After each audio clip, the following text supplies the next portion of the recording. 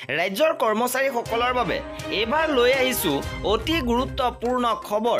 NPS সম্পৰ্কত গুৰুত্বপূৰ্ণ খবৰ আহিছে যে এনপিএছৰ অতি গুৰুত্বপূৰ্ণ নিয়ম, যিসমূহ নিয়ম নাজানিলে সমস্যা হ'ব পাৰে। কৰ্মচাৰীসকলৰ বাবে সবিশেষ জনাব বিচাৰিছো, ভিডিঅ'টো প্ৰথমৰ পৰা শেষলৈকে চাই থাকিব।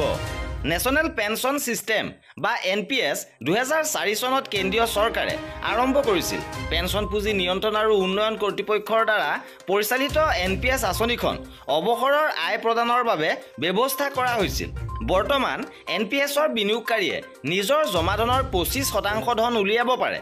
মনত ৰখা উচিত যে এই 25% বিনিয়োগকাৰীৰ অৱদান এনপিএছ একাউণ্টত জমা হোৱা ধন নহয়, কিন্তু মেচিউৰিটিৰ পূৰ্বে এনপিএছৰ এটা অংশ উলিয়াবলৈ একাউণ্টত ন্যূনতম 10 বছৰ পুৰণি হ'ব লাগে। এতিয়া প্ৰশ্ন হৈছে এনপিএছৰ পৰা 100% অৰ্থাৎ সম্পূৰ্ণ ধন উলিয়াব পাৰিনে নাই? উত্তৰটো হ'ল যে নোৱাৰি, কাৰণ এনপিএছৰ পৰা 100% এবাৰতে উলিয়াব নোৱাৰিব। আচলতে এনপিএছ হৈছে অৱসৰমুখী বিনিয়োগ। এই আঁচনিখনত বিনিয়োগকাৰীয়ে অৱসৰৰ পিছত নিয়মীয়া আয়ৰ বাবে কিন্তু বিশেষ পৰিস্থিতিত বিনিয়োগকাৰীয়ে জমা ধনৰ এটা অংশ উলিয়াব পাৰে।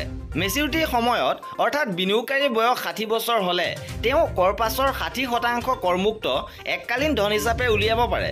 বাকী 40% বাৰ্ষিকভাৱে লাভ কৰে। অৰ্থাৎ এই আঁচনিৰ পৰা বিনিয়োগকাৰীয়ে নিয়মীয়াকৈ আয় লাভ কৰিব।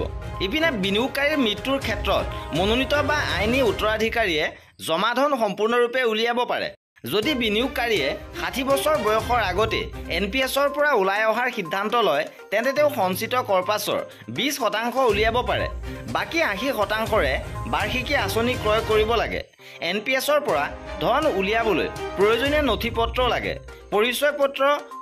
পৰিচয় বৈধ প্ৰমাণ, আধাৰ কাৰ্ড, পেন কাৰ্ড, পাছপোৰ্ট ইত্যাদিৰ প্ৰয়োজন হয়।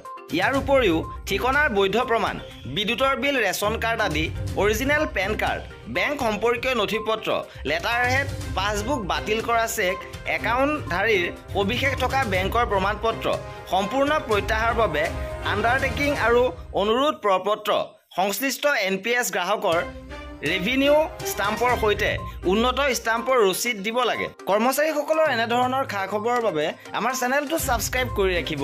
ভিডিঅ'টো শেষলৈকে চোৱাৰ বাবে বহুত ধন্যবাদ।